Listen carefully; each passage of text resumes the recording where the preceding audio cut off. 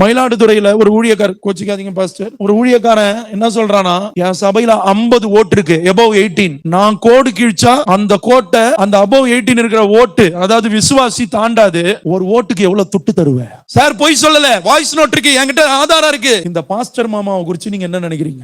ஓட்டுக்கு ரேட்டு பேசுறாங்க ஊழியக்காரன், ஏஜென்ட் கிட்ட ஓட்டுக்கு ரேட்டு பேசுறான். ரத்த காசு, சாராயம் வித்த காசு, கொலை செஞ்ச காசு, கொள்ளையடிச்ச காசு, கூச்சப்படாம சொல்றான், ஓட்டு காசு கிட்ட வாங்கிக்க. வெக்கமா இல்ல ஐயா? இருதயத்துல உரம் இருக்கணும் ஐயா கிறிஸ்தவனுக்கு. மயிலாடுதுறையில ஒரு பாஸ்டருடைய சர்ச்சில் கேன்வாஸ் வராங்க. அதாவது எலெக்ஷன் டைம்ல எங்களுக்கு ஓட்டு போடுங்க அப்படின்னு கேட்கறது எல்லோருடைய வழக்கமாகுது.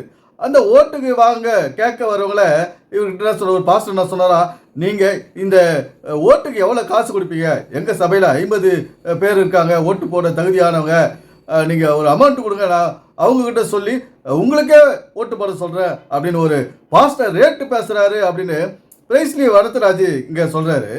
இங்கே காசுக்கு ஓட்டு வாங்கக்கூடாது தான், அது தவறு. கொடுப்பதும் தவறு, வாங்குவதும் தவறு.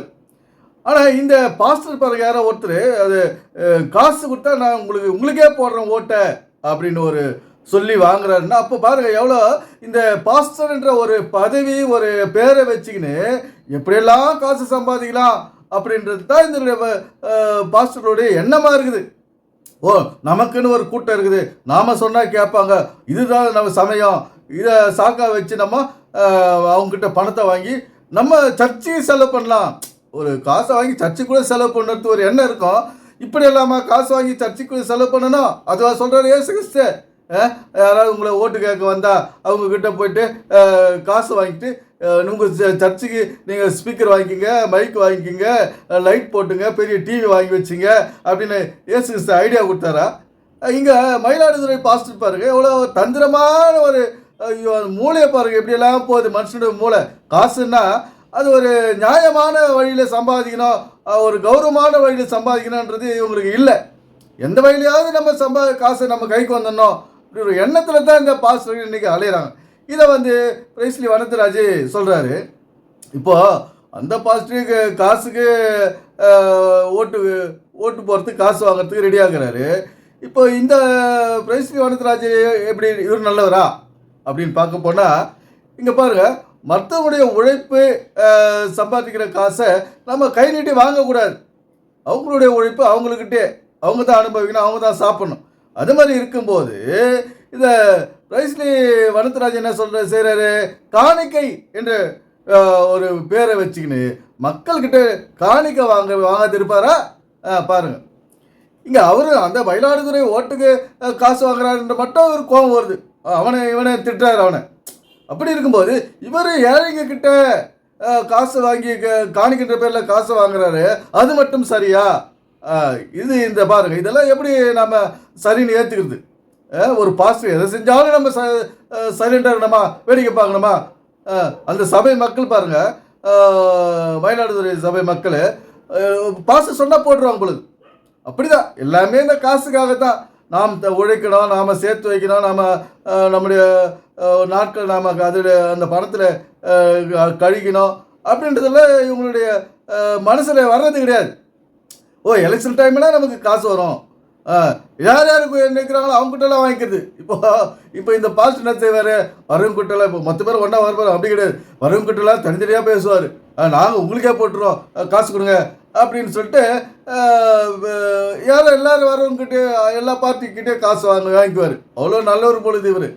அந்த மாதிரி இந்த பாஸ்டர்கள், அதுதான் ஆண்டவர் என்ன செய்தார், இந்த கட்டிட சபையெல்லாம் தேவையில்லை, அதெல்லாம் வச்சா இங்கே அதெல்லாம் சரியாக நியாயமாக நடக்காது அப்படின்னு அன்றைக்கே எனக்கு கட்டிட சபை தேவையில்லை அப்படின்னாரு.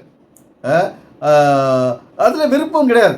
பைபிள் அதுவும் சொல்லலை, நீ கட்டிட சபை கட்டிக்கோ, அங்கே பாஸ்டர்களை வச்சுக்கோ, அவங்க உங்களை கைப்பொம்மையாக ஆட்டி வைப்பாங்க, அதுக்கெல்லாம் நீங்கள் ஆடின்னு இருக்கா, அதுக்காக அதெல்லாம் நடக்கான்றது தான் இயேசு கிறிஸ்து இந்த கட்டிட சபைகளை பற்றி அங்கே ஒரு குறிப்பிட்ட வசனமாக சொல்லலை. இப்படி நீங்கள் ஒழுங்காக ஞாயிற்றுக்கிழமை கட்டிட சபைக்கு போகணும், பாஸ்டர் சொல்கிறது கேட்கணும் அப்படின்னு அந்த பைபிளில் எங்கேயுமே இல்லையே. நீங்கள் என்னை குறித்து பாட்டு பாடுங்க, கைத்தட்டுங்க, மியூசிக்கெல்லாம் போடுங்க, உங்களுடைய நேரத்தை காலத்தையும் செலவிட்டு எனக்காக ப்ரைஸ் பண்ணுங்க, என்ன புகழ்ந்து பாடுங்க அப்படின்னு பைபிளில் எங்கேயுமே இல்லையே. இல்லாததை தான் செய்யறதுல தான் இவங்க கில்லாடியாகிறாங்க. யாரு? இந்த கால பாஸ்டர்கள், இந்த வனத்ராஜ் போன்றவர்கள் இல்லாததை செய்யறது தான் இங்கே ரொம்ப மும்முரமாக ஈடுபடுறாங்க. இங்கே வந்து இப்போ பிரைஸ்லி வனத்ராஜ் என்ன செய்கிறாரு, அவங்கள குற்றம் சொல்கிறார். இப்போ இவர் பாருங்க, இவர் ஒரு வீடியோவில் சொல்லியிருக்கிறாரு, நான் வந்து 2 வருஷம் ஓட்டு போட்டேன். எதுக்கு ஓட்டு போட்டேன்னா நோட்டாவுக்கு போட்டேன் அப்படின்ட்டு. இங்கே நோட்டாவுக்கு போகிறது ஒரு ஞானமாக ஒரு ஞானின்னு நினச்சிக்கிறாங்க. நோட்டாவுக்கு ஓட்டு போட்டால் நம்ம ஞானி, நம்ம வந்து யாருமே நமக்கு தவறானவர்கள், எல்லாருமே தவறானவங்க தான், நமக்கு இவங்க எல்லாம் மோசமானவங்க அப்படின்னு ஒரு மைண்ட் செட்டுக்கு வந்துடுது. இருக்கிறவங்களே நல்லவங்க யார் செய்வாங்க, யார் செய்தாங்க இதுக்கு முன்னால், என்னுடைய காலப்போக்கு எப்படி போயிருக்குது, அங்கங்கே என்னென்ன அரசு வேலைகள் நடந்துக்குது, அதெல்லாம் அலசி பார்க்கறது கிடையாது. நோட்டாவுக்கு போட்டு வர்றாரு பாருங்க, அவ்வளோ பெரிய ஞானி இவர்.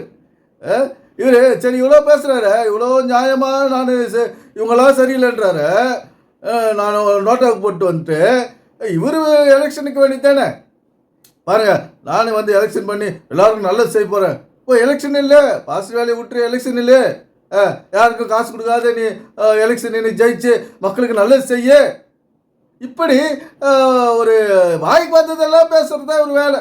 தன்னைத்தான் ஏதாவது பேசி பெரிய ஆளாக்கணும் அப்படின்றது தான் இவருடைய ஒரே நோக்கம், எண்ணம் மைண்டில் ஓடுறதெல்லாம் இது இந்த விஷயம்தான். இப்போது இவர் வந்து என்ன சொல்கிறாரு, நாம் வந்து காசு வாங்கக்கூடாது, அது நல்ல விஷயந்தான்.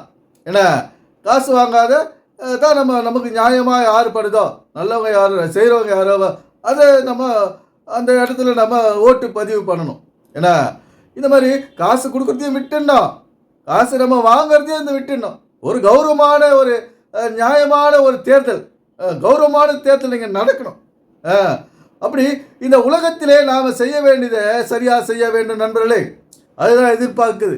மனிதனுக்கு உதவி செய்யணும். இப்போது அரசாங்கம் எவ்வளோ செய்தாலும் இந்த பிரிஸ்டி வனத்ராஜ் போன்றவர்கள் அதை நாசம் செய்கிறாங்க.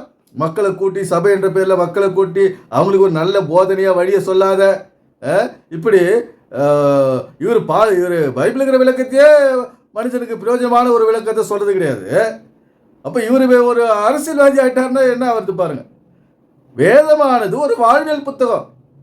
இந்த வாழ்க்கையை என்ன சொல்லிட்டு இருப்பார், இவ்வளோ பிரசங்கம் பண்ணாரு, ஊரூராக போகிறாரு, பாண்டிச்சேரி பீச்சிலெல்லாம் போய் லைவ் போடுறாரு வனத்ராஜ். என்னத்தை இவர் பைபிள்லேருந்து ஒரு நல்ல விஷயத்தை சொல்லிட்டாரு. இவர் எதுக்குமே தகுதி இல்லாத ஒரு ஆள் யார், இந்த பிரிஸ்லி வனத்ராஜ். அதனால் நாம் செய்ய வேண்டியதை நாம் நம்முடைய கடமையை செய்யணும். இப்போது உடம்பு சரியில்லைன்னா அது வீட்டில் இருக்கலாம், அது முடியலன்னா போய் ஓட்டு போகிறதுக்கு முடியலன்னா அது வீட்டில் தப்பு இல்லை. ஏன்னா இப்போ இவர் போய் நோட்டாவில் போட்டு வர்றாரு, இவரோட ஒரு அறிவீனமான செயலை செய்கிறாரு பாருங்க. எதில் யார் நல்லவங்க அப்படின்னு நிதானிக்கிறதுலே இவருக்கு தெரியல. யார் இது எலெக்ஷன் ஜெயிச்சு வந்தால் மக்களுக்கு நல்லது செய்வாங்கன்ற ஒரு அவங்கள எடை போட்டு தரம் பிரித்து பார்க்கறதுக்கு இவருக்கு தகுதி இல்லை. போய் நோட்டாவில் போட்டு வந்துடுறாரா. இவர் எதுக்குமே லாக்கில்லை, பாஸ்டர்கள் லாக்கில்லை, அரசியல்வாதிகள் லாக்கில்லை, ஆன்மீகவாதிகள் இவர் லாக்கில்லை. அதனால் நாம் நம்முடைய கடமையை செய்து நல்ல ஒரு எதிர்காலத்தை உருவாக்குவோம். எனவே சிந்திப்போம், செயல்படுவோம். நன்றி, வணக்கம் நண்பர்களே.